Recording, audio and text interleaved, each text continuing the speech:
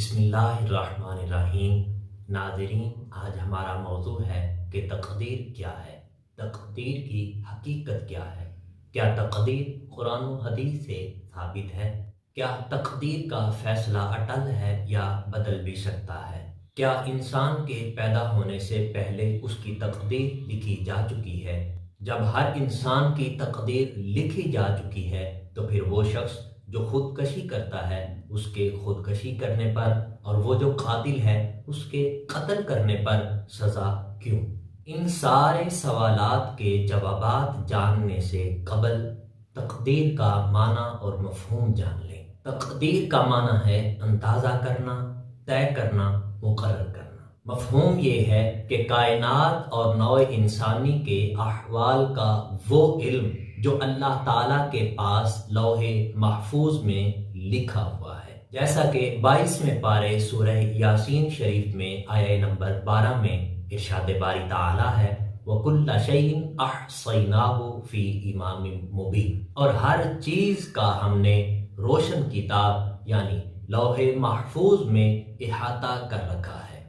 اور صحیح مسلم شریف میں حضرت عبداللہ بن عمر رضی اللہ تعالی عنہ سے روایت ہے کہ سرور کائنات صلی اللہ تعالی علیہ وآلہ وسلم نے ارشاد فرمایا کہ رب ذوالجلال نے زمین و آسمان کو پیدا کرنے سے 50,000 سال قبل تمام مخلوقات کی تقدیریں لکھ دی تھیں، لہذا تقدیر حق ہے اور قرآن و حدیث سے ثابت ہے۔ باقی رہی یہ بات کہ کیا تقدیر کا فیصلہ اٹل ہے یا بدل بھی سکتا ہے، تو اسے جاننے سے قبل یہ جان لیں کہ تقدیر کے متعلق 3 نظریات پائے جاتے ہیں۔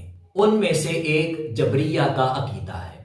جبریہ کے عقیدے کے مطابق انسان اپنے ہر عمل میں تقدیر کا پابند ہے، جو بھی انسان عمل کرتا ہے وہ وہی کرتا ہے جو اس کی تقدیر میں لکھا ہوا ہوتا ہے، اس لیے انسان اپنے کسی بھی عمل کا حساب دینے کا پابند نہیں ہے۔ دوسرا نظریہ قدریہ کا ہے۔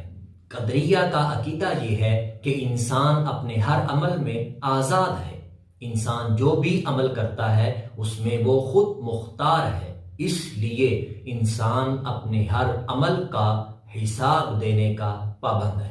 تیسرا نظریہ جبریہ اور قدریہ کے برخلاف ہے اور وہ اشاعرہ اور ماتریدیہ یعنی اہل السنہ کا ہے۔ اہل السنہ کا تقدیر کے بارے میں عقیدہ یہ ہے کہ انسان اپنے بعض اعمال میں مجبور ہے اور بعض اعمال میں خود مختار ہے، مطلب انسان سے انہی اعمال کا حساب ہوگا جو وہ اپنی رضا اور رغبت سے کرتا ہے، اور جو مجبوری میں کیے جانے والے اعمال ہیں ان اعمال کی پوچھ گچھ نہیں ہوگی۔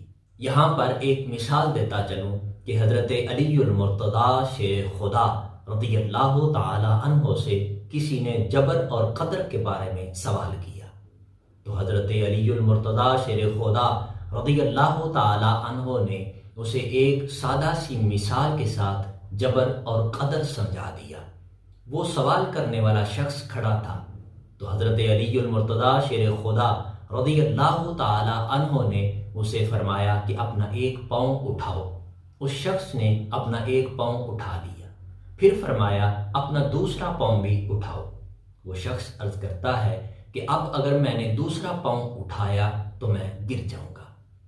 تو مولا کائنات شیر خدا رضی اللہ تعالی عنہ نے فرمایا انسان ایک وقت میں ایک پاؤں اٹھانے پر ہی مختار ہے اور ایک وقت میں دونوں پاؤں نہ اٹھا سکنے پر مجبور ہے، یہی راہ اعتدال ہے۔ یہ ساری بحث سننے کے بعد اب سمجھیے کہ کیا تقدیر کا فیصلہ اٹل ہے یا تقدیر بدلی بھی جا سکتی ہے۔ تو یاد رکھیں تقدیر قطعاً ایسی چیز نہیں ہے کہ جس میں تبدیلی نہ ہو سکے۔ تقدیر کی 3 قسمیں ہیں، ان میں سے پہلی تقدیر مبرم حقیقی، یہ آخری فیصلہ ہوتا ہے، اس میں تبدیلی ناممکن ہے۔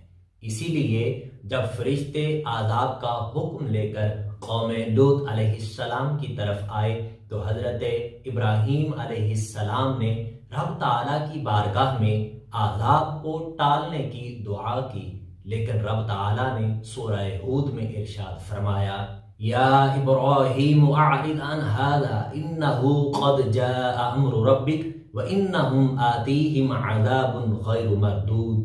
فرشتوں نے کہا اے ابراہیم علیہ السلام آپ اس بات سے درگزر کیجئے، کیونکہ اب رب تعالیٰ کا حکم آ پہنچا ہے، ان کو عذاب پہنچنے والا ہے جو کہ پلٹایا نہیں جا سکتا۔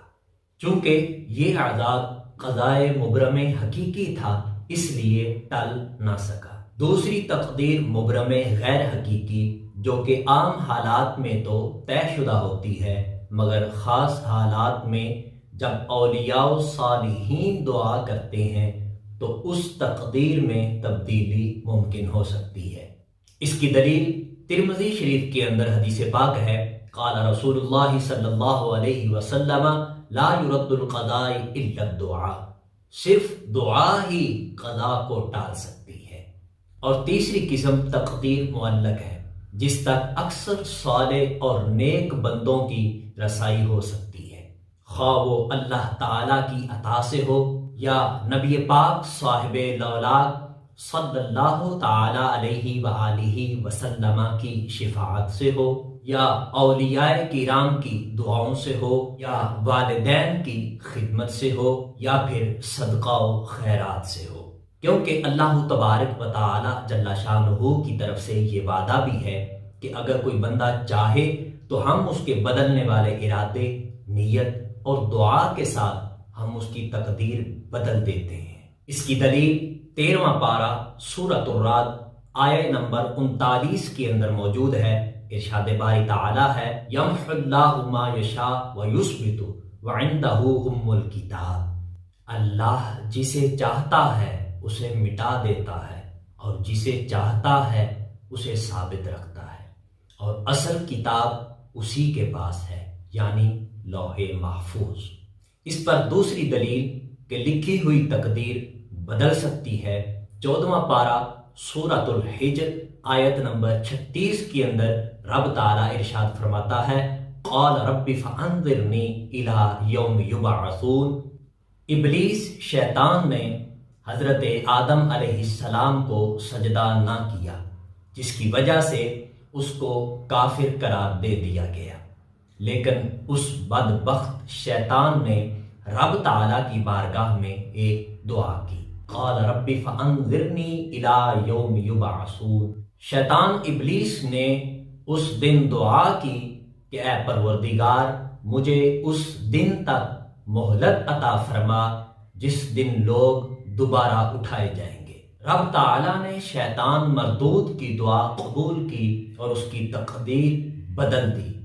اگر شیطان مردود کی دعا سے تقدیر بدل سکتی ہے تو وہ جو اللہ کے نیک اور صالح بندے ہیں ان کی دعا سے بھی تقدیر بدل سکتی ہے۔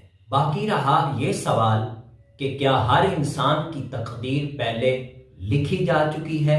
تو جی ہاں، ہر انسان کی تقدیر پہلے سے ہی لکھی جا چکی ہے، جیسا کہ پہلے بھی حدیث پاک بیان کی گئی ہے۔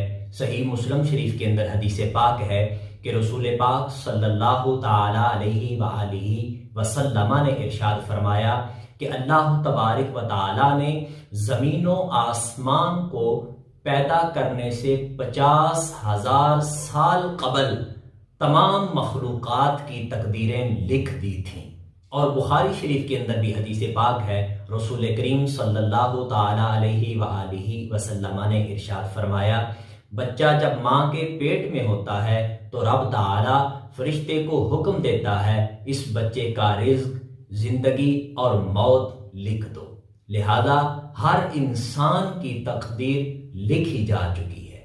تو پھر سوال یہ پیدا ہوتا ہے کہ جب ہر انسان کی تقدیر لکھی جا چکی ہے تو پھر وہ شخص جو خودکشی کرتا ہے اور وہ شخص جو قتل کرتا ہے، خودکشی کرنے والے کی تقدیر میں ہی لکھا تھا کہ اس نے خودکشی کرنی ہے، اور قتل کرنے والے کی تقدیر میں ہی لکھا تھا کہ اس نے قتل کرنا ہے، تو پھر خودکشی کرنے والے کو سزا اور قتل کرنے والے کو سزا کیوں دی جاتی ہے؟ تو یہ بات بالکل واضح ہے کہ انسان جو کچھ بھی کرتا ہے، چاہے وہ برائی کرتا ہے چاہے وہ اچھائی کرتا ہے، رب تعالیٰ نے سب کچھ لوح محفوظ میں لکھ دیا ہے۔ لیکن جیسا لکھ دیا گیا ہے ویسا ہم کو کرنا پڑتا ہے، یہ بات بالکل غلط ہے۔ بلکہ جیسا ہم کرنے والے تھے رب تعالیٰ نے ویسا لوح محفوظ میں لکھ دیا ہے۔